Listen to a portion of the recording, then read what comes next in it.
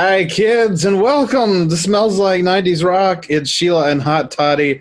Porkless again this week. We were hoping Pork would be back. He was going to be, and then he got called into work because, as you probably can hear, we're pre-recording this again this week, and we're at home. So because of that, he got called into work. He's not able to join us tonight. So it's just the two of us again.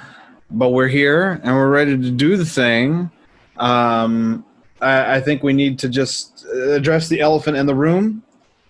This is something that needs to be said. Will Smith clearly did not learn anything from his time with Aunt Viv and Uncle Phil in Bel Air. Yeah. Yeah. Yeah. It's Can we just take a second and just it's taken me a couple days to process this. I mean, it's a big who cares. There's so many other things in the world to be worried about, but there's so much back and forth on who was right and who was wrong.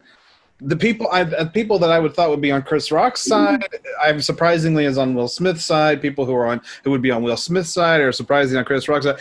Like, the whole thing is just so weird. I wanted to get your viewpoint on this. I wanted to know what you thought about this. So for me, I'm Team Chris because Jada Pinkett Smith she has alopecia, and she made her medical condition known. She had said that she was going to own it, and all she could really do was laugh about it. In an interview. She said that in an interview. Yeah, I know what you're talking about. And she also put it out on her own Twitter and Instagram and stuff too, right after she shaved her head. Yeah. So she did that. And then you have kind of roasting the celebrities as part of the Oscars.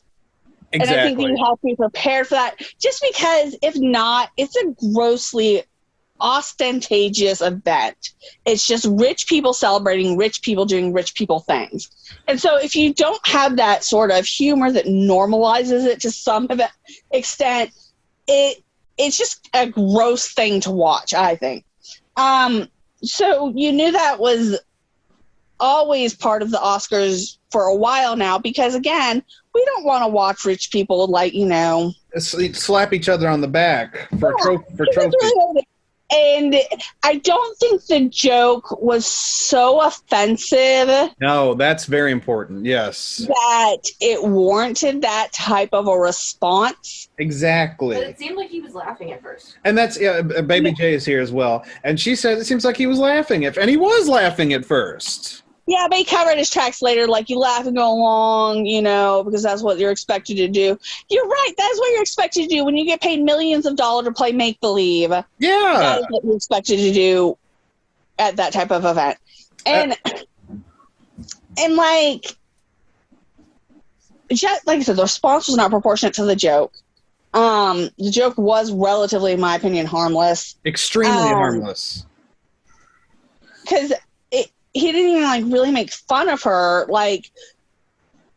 in a horrible way, The way because it's interesting you say that, because the way I described it, because he was just kind of on a roll of just comments and jokes, and that G.I. Jane joke, I called it sort of like a bridge. It was just like, because he was scanning the room, and he mentioned Javier Bardem and Penelope Cruz. They were both nominated, and then he makes the Will joke, and then as the bridge to the next thing he was going to do, he just quickly mentions, "Oh, G.I. Jane," because you don't have hair or whatever.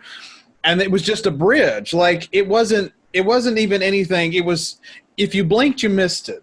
That's how little. That was another thing. So, the Streisand effect, Will Smith, the Streisand effect. Yeah. When he said it, first of all, I didn't even know that he was doing it because she had alopecia and her head was shaved that way. Right. So, if he had just let it go, you would not have even remembered that joke. No. Nothing. Nobody would have remembered it. Yeah, it would have just been some sort of brief offhanded comment. And the way that the Academy handled it that night really disappointed me, because standing ovation. Not allow people to come up on stage and assault someone. Thank you. Yes. And then get an award later. Like, he should have been removed from the venue immediately after that happened. Where was the freaking security in that place? Like, it looked like it was non-existent. It shouldn't have even been a question of, oh, well, he's already still nominated. No, like, when you act that way. Right. Because your host still has to be there for the rest of the event. Yeah. But the thing is, like, I think that really showed Chris Rock's character more than anything, because he didn't press charges. No, he didn't even skip a beat after it happened. Like, you know, he kept on with his duties as a host, and I think that really did display his character.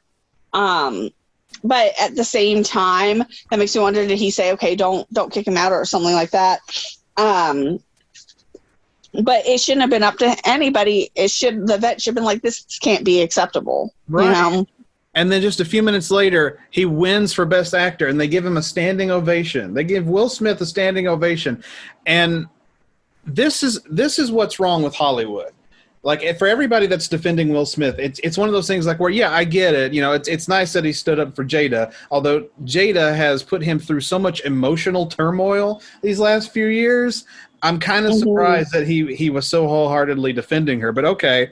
But this is the problem with Hollywood. People always ask, how did Harvey Weinstein get away with it for so long? This is a perfect example. People just turn the other cheek. They act like it didn't happen, and they just move on.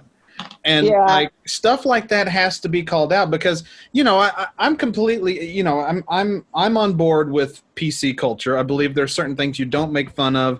I believe there's certain things, you know, you don't use horrible language. Well, I mean, not curse. I mean, you can curse all you want, but you don't, like, use the N. If you're a white person doing stand-up, you don't use the N-word, stuff like that.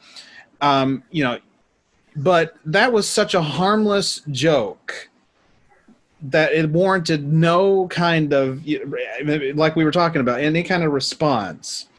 Yeah. But then he goes up there and smacks him, and then nothing happens. And it's like I said, it's like an Etch-a-Sketch. They just shook it, and nothing happened. And that's a problem with Hollywood. Someone that I follow on Twitter, his name's Jay Bauman. He's one of the guys from Red Letter Media. He says, when you reach a certain very high level of fame, your narcissistic brain snaps and reality is just gone. The Oscars is frequently a celebration of psychopaths in a room filled with other psychopaths.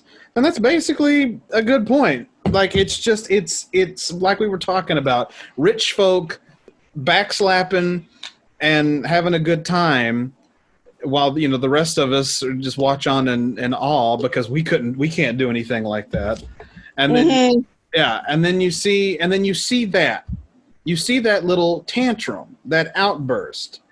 And I like Will Smith, and I've not lost any, like, real hardcore respect for him for doing this. I'm ashamed of what he did. I honestly lost a lot of respect for him. I'm extremely disappointed, and I think it is really bad what he did.